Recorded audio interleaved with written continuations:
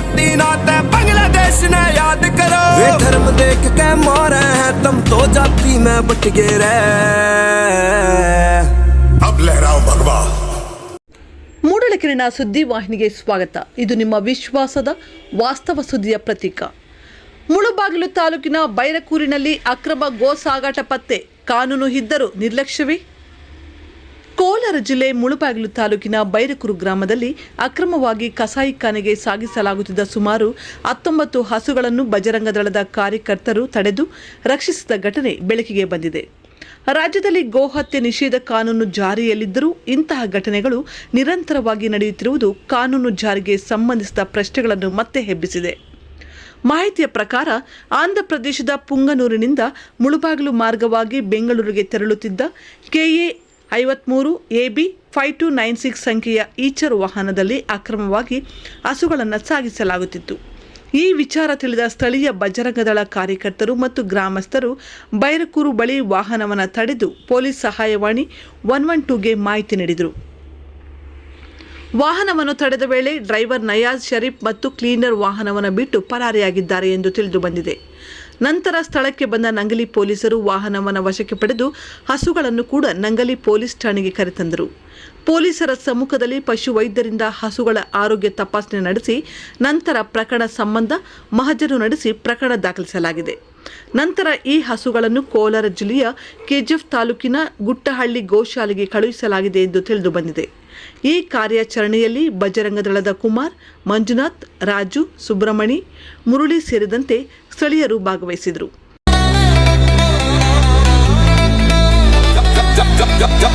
गौ माता की जय जयकार, खड़े हाथों में ले हम हथियार, धर्म के साथ गौ माता की रक्षा करना हमारा काम, बजरंग दल के नाम तय जाने दुनिया, गौ रक्षक है हमारा नाम, रक्षक है हमारा नाम, गौ रक्षक है हमारा नाम।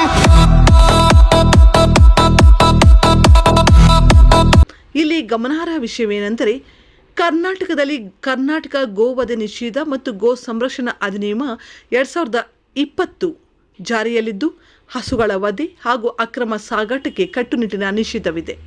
ಈ ಕಾನೂನಿನ ಪ್ರಕಾರ ಹಸುಗಳನ್ನು ಕಸಾಯಿಖಾನೆಗೆ ಸಾಗಿಸುವುದು ದಂಡನೀಯ ಅಪರಾಧವಾಗಿದ್ದು ತಪ್ಪಿತಸ್ಥರಿಗೆ ಜೈಲು ಶಿಕ್ಷೆ ಹಾಗೂ ದಂಡ ವಿಧಿಸುವ ವಿಧಾನವೂ ಇದೆ. ಆದರೆ ಸ್ಥಳೀಯರ ಮಾತು ಪ್ರಕಾರ ರಾಜ್ಯದಲ್ಲಿ ಗೋಹತ್ಯೆ ನಿಷೇಧ ಕಾನೂನು ಇದ್ದರೂ ಅಕ್ರಮ ಗೋಸಾಗಾಟ ನಿರಂತರವಾಗಿ ನಡೆಯುತ್ತಿರುವುದು ಹಾಗೂ ಅನೇಕ ಬಾರಿ ಪೊಲೀಸ್ ಇಲಾಖೆ ತಕ್ಷಣ ಕ್ರಮ ಕೈಗೊಳ್ಳದಿರುವುದು ಪ್ರಶ್ನೆಗೆ ಕಾರಣವಾಗಿದೆ. ಸಾಮಾನ್ಯವಾಗಿ ಹಿಂದೂ ಸಂಘಟನೆಗಳು ಅಕ್ರಮ ಗೋಸಾಗಾಟವನ್ನು ತಡೆದ ನಂತರವೇ ಪ್ರಕರಣಗಳು ದಾಖಲಾಗುತ್ತಿರುವುದು ಪೊಲೀಸ್ ವ್ಯವಸ್ಥೆಯ ಕಾರ್ಯಪದ್ಧತಿಯ ಬಗ್ಗೆ ಸಾರ್ವಜನಿಕರಲ್ಲಿ ಅನುಮಾನ ಮೂಡಿಸುತ್ತಿದೆ ಎಂದು ಕೆಲವರು ಅಭಿಪ್ರಾಯ ವ್ಯಕ್ತಪಡಿಸಿದ್ದಾರೆ. ಕಾನೂನು ಪ್ರಕಾರ ಗೋ ಸಾಗಾಟಕ್ಕೆ ಸಂಬಂಧಿಸಿದ ಪ್ರಕರಣಗಳಲ್ಲಿ ಪೊಲೀಸರು ಸ್ವಯಂ ಪ್ರೇರಿತರಾಗಿ ಪ್ರಕರಣ ದಾಖಲಿಸಿ ತನಿಖೆ ನಡೆಸುವ ಅಧಿಕಾರ ಹೊಂದಿದ್ದಾರೆ. ಆದರೂ ಇಂತಹ ಘಟನೆಗಳು ನಾಗರಿಕರು ಅಥವಾ ಸಂಘಟನೆಗಳು ತಡೆದ ನಂತರವೇ ಹೊರಬರುತ್ತಿರುವುದು ಕಾನೂನು ಜಾರಿ ವ್ಯವಸ್ಥೆಯ ಪರಿಣಾಮಕಾರಿತ್ವದ ಬಗ್ಗೆ ಚರ್ಚೆಗೆ ಕಾರಣವಾಗಿದೆ. ಈ ಹಿನ್ನೆಲೆಯಲ್ಲಿ ನಂಗಲಿ ಪೊಲೀಸ್ ಠಾಣಾ ವ್ಯಾಪ್ತಿಯಲ್ಲಿ ನಡೆದ ಈ ಘಟನೆಗೆ ಸಂಬಂಧಿಸಿದಂತೆ ಪರಾರಿಯಾಗಿರುವ ಡ್ರೈವರ್ ಮತ್ತು ಇತರೆ ಆರೋಪಿಗಳನ್ನು ಬಂಧಿಸಿ ಸಂಪೂರ್ಣ ಜಾಲವನ್ನು ಪತ್ತೆ ಹಚ್ಚಬೇಕು ಎಂಬ ಆಗ್ರಹ ಸ್ಥಳೀಯರಿಂದ ಕೇಳಿಬರುತ್ತಿದೆ.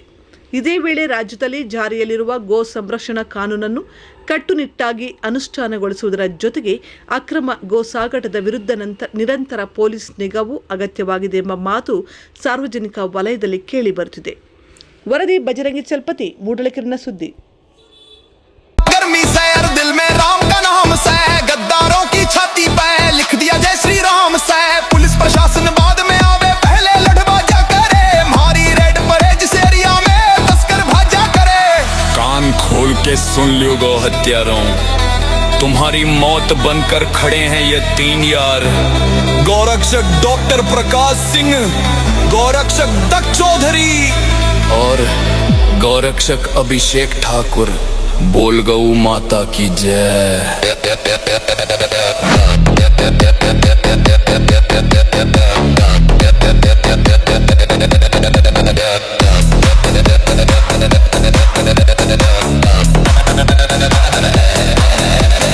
जिंदगी ढंग ते जीनी से तो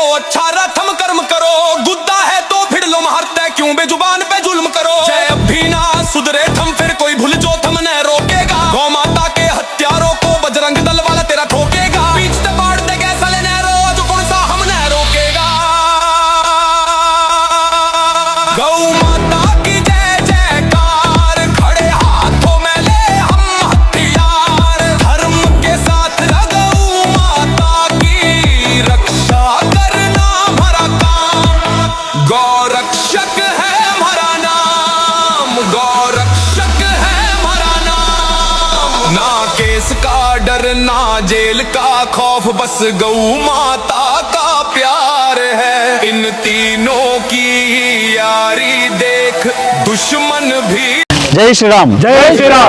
ಏನಿವತ್ತು ಪುಂಗ್ಳೂರಿಂದ KR ಪುರಂನ ನಯಾ ಶರೀಫ್ನ ಕಸಾಯಿಖಾನೆಗೆ 22 ಗೋವುಗಳನ್ನು ಸಾಗಿಸಲಾಗ್ತಾ ಇತ್ತು. ಅದನ್ನು ನಾವು ಬಂಜಗದಳ ಕಾರ್ಯಕರ್ತರು ಮತ್ತು ಸ್ಥಳೀಯರ ಸಹಾಯದಿಂದ ಬೈರ್ಕೂರು ಬಳಿ ತಡೆದು ಚಾಲಕನನ್ನು ವಿಚಾರಿಸಿದಾಗ ನಯಾ ಶರೀಫ್ನ ಕಸಾಯಿಖಾನೆಗೆ 22 ಗೋವುಗಳನ್ನ ಅಕ್ರಮವಾಗಿ ಹಾಗೂ ಹಿಂಸಾತ್ಮಕವಾಗಿ ಸಾಗಿಸಲಾಗ್ತಾ ಇರ್ತದೆ. ಅದನ್ನು ತಡೆದಾಗ ಚಾಲಕ ಪರಾರಿ ಆಗಿರ್ತಾನೆ. ಈ 22 ಗೋವುಗಳನ್ನ ರಕ್ಷಿಸಿ ನಂಗ್ಲಿ ಪೊಲೀಸ್ ಠಾಣೆಗೆ ದೂರು ದಾಖಲೆ ಮಾಡಿ 112 ಕರೆಗೆ ಮಾಡಿದಾಗ ದೂರು ದಾಖಲೆ ಮಾಡಿದ್ದೀವಿ. FIR ಆಗಲಿ ಈಗ ಗೋಶಾಲೆಗೆ ರವಾನೆ ಮಾಡ್ತಾ ಇದ್ದೀವಿ. ಏನು ನೋಡ್ಬೋದು ನೀವು, ಈ 6 ಹಸುಗಳು ಹಾಕೋ ಜಾಗದಲ್ಲಿ 22 ಹಸುಗಳು ಹಿಂಸಾತ್ಮಕವಾಗಿ ತುಂಬಿದ್ದಾರೆ. ಅಂದರೆ ಈ ಹಸುಗಳು ಉಸಿರಾಟನೂ ಇರೋಲ್ಲ, ಇದು ಮುಂಚೆ ಫುಲ್ಲು ಟಾರ್ಪಲ್ಲೆಲ್ಲ ಮುಚ್ಚಿ ಬೆಳಕು ಕೂಡ ಸಹ ಹೋಗಲ್ಲ, ಅದಕ್ಕೆ ನೀರು ಮೇವು ಏನೂ ಇರೋದಿಲ್ಲ. ಅದು ಸಾಗಾಟನೆ ಆಗೋವರೆಗೂ ತುಂಬ ಅಂದರೆ ಒಂದು ಇವತ್ತು ಬೆಳಗ್ಗೆ ತುಂಬಿದ್ರೆ ನಾಳೆ ಸಂಜೆ ಆಗುತ್ತೆ ಇಳಿಸೋದು, ಅಲ್ಲಿವರೆಗೂ ಅದನ್ನು ಹಿಂಸಾತ್ಮಕವಾಗಿ ಇದು ಮಾಡ್ತಾರೆ. ಈ ಪೊಲೀಸವರು ಇದನ್ನು ನೋಡೋ ಕಣ್ಮುಚ್ಕೊಂಡು ಇರೋ ರೀತಿ ಕಾಣಿಸ್ತಾ ಇದೆ. ಈ ಏನು ಪೊಲೀಸವರು ಇದನ್ನು ಗಸ್ತು ಮಾಡಿ ಇದನ್ನು ಮಟ್ಟ ಹಾಕಿದ್ರೆ ಸರಿ ಹೋಗುತ್ತೆ, ಇಲ್ಲಾಂದರೆ ನಾವು ಮುಂದಿನ ದಿನದಲ್ಲಿ ನಾವೇ ಗಸ್ತು ಮಾಡಿ ನಾವೇ ಹಿಡಿಬೇಕಾಗುತ್ತೆ ಗಾಡಿಗಳನ್ನ. ಈವಾಗಲೇ 3ನೇ ಗಾಡಿ ಇದನ್ನು ನಾವು ಹಿಡಿತಾ ಇರೋದು. ಆದರೆ ಪೊಲೀಸವರು ನಾವು 3 ಗಾಡಿ ಹಿಡಿದೀವಿ, ಪೊಲೀಸರು 1 ಗಾಡಿ ಕೂಡ ಹಿಡಿಯೋಕ್ಕಾಗಿಲ್ಲ ಅಂದರೆ ಅರ್ಥ ಏನು? ಪೊಲೀಸರು ಗೊತ್ತಿದ್ದು ಅವ್ರು ಕಣ್ಮುಚ್ಕೊಂಡು ನಿದ್ರೆ ಮಾಡ್ತಾ ಇದ್ದಾರಾ, ಇಲ್ಲ ಅವ್ರ ಸಹಾಯದಿಂದನೇ ಇದು ಸಾಗಣೆ ನಡೀತಾ ಇದೆ ಗೊತ್ತಿಲ್ಲ. ಇದ್ರ ಬಗ್ಗೆ ಕ್ರಮ ಜರುಗಿಸೋಗೆ ಠಾಣೆಯಲ್ಲಿ ದೂರು ಮಾಡಿದ್ದೀವಿ.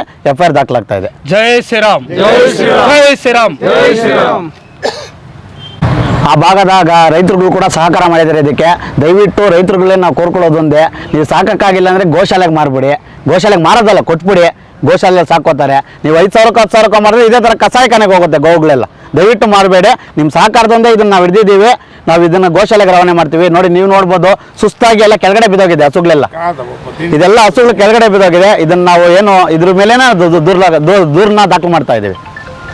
ನಾನು ರವಿಚಂದ್ರ, ಬಜರಂಗ್ ದಳದಿಂದ ಕಾರ್ಯಕರ್ತರು ಹಾಗೂ ನಮ್ಮ ಸ್ಥಳೀಯ ಸಹೋದರರು ಈ ಗಾಡಿಯನ್ನು ಪುಂಗ್ನೂರಿಂದ KR ಪುರಕ್ಕೆ ಸಾಗುತ್ತಿರುವ ನಮ್ಮ ಬೈರ್ಕೂರು ಗ್ರಾಮದಲ್ಲಿ ಈ ಗಾಡಿಯನ್ನು ಇಟ್ಕೊಂಡಲಾಗಿದೆ. ಇವತ್ತು ಏನಂದರೆ ಈ ಗೋಮಾತೆಯನ್ನು ನೋಡಿ, ಇದರಲ್ಲಿ 5-6 ಹಸುಗಳು ಸುಸ್ತಾಗಿ ಮಲ್ಕೊಂಡಿವೆ. ಇದಕ್ಕೂ ನೀರು ಇಲ್ಲ, ಹುಲ್ಲು ಇಲ್ಲ, ಏನಿಲ್ಲ. ಈ ಟಾರ್ಪಲ್ ಫುಲ್ಲು ಮುಚ್ಚಾಕಿದರೆ ಒಂದು ಬೆಳಕನ್ನೋದಿಲ್ಲ. ಇಂಥ ಸರ್ಕಾರ ಏನಕ್ಕಿದೆ ಈ ಸರ್ಕಾರ ಅಂದು ಗೊತ್ತಾಗ್ತಾ ಇಲ್ಲ. ಪೊಲೀಸ್ ಇಲಾಖೆ ಅವರಿಂದ ಇಲ್ಲಾದರೆ ಯಾರನ್ನು ಸಪೋರ್ಟ್ ಮಾಡ್ತಾ ಇದ್ದಾರೆ ಅದು ಗೊತ್ತಿಲ್ಲ, ಇಲ್ಲಾದರೆ ಅವರೇ ನೀವು ನೋಡ್ಕೊಳ್ಳಿ ಎಂದು ಹೇಳ್ತಾ ಇದ್ದಾರೆ ಅದು ಗೊತ್ತಿಲ್ಲ. ಇಂಥ ಗೋಮಾತೆಯನ್ನು ರಕ್ಷಿಸಲು ಈ ಬಜರಂಗ್ ದಳ ನಮ್ಮ ಎಲ್ಲರೂ ಒಂದು ವಿನಂತಿ, ಇದು ಎಲ್ಲಿದ್ದರೂ ನಮ್ಮ ಗೋಶಾಲೆಗೆ ತಲುಪಿಸಬೇಕೆಂದು ನಮ್ಮ ಎಲ್ಲ ಕಾರ್ಯಕರ್ತರ ಒಂದು ವಿನಂತಿ. ಜೈ ಶ್ರೀರಾಮ್. ಜೈ ಶ್ರೀರಾಮ್. ಏನು ನಮ್ಮ ಹೋಬ್ಳಿ ಬೈರ್ಕೂರು ಹೋಬ್ಳಿಯಲ್ಲಿ ಬೆಳಗ್ಗೆನೇ ನನಗೆ ಒಂದು ಕಾಲ್ ಬಂತು.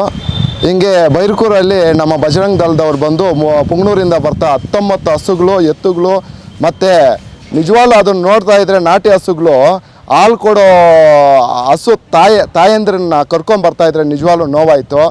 ಆ ಪರಿಸ್ಥಿತಿಗೆ ಯಾವ ರೀತಿ ಬಂದಿದೆ ಅಂದರೆ ನಮ್ಮ ದೇಶ ನಿಜವಾಗ್ಲೂ ಇರೋ ಹಸುಗಳನ್ನ ಎಲ್ಲ ಹಸುಗಳು ಎತ್ತುಗಳು ಇಲ್ದಿರೋ ಪರಿಸ್ಥಿತಿಗೆ ತಗೊಬರ್ತಾ ಇದ್ದೀವಿ. ತಾಯಿ ನಿಜವಾಗ್ಲೂ ಹೇಳೋದು 9 ತಿಂಗಳು ಹಾಲು ಕೊಡುತ್ತೆ.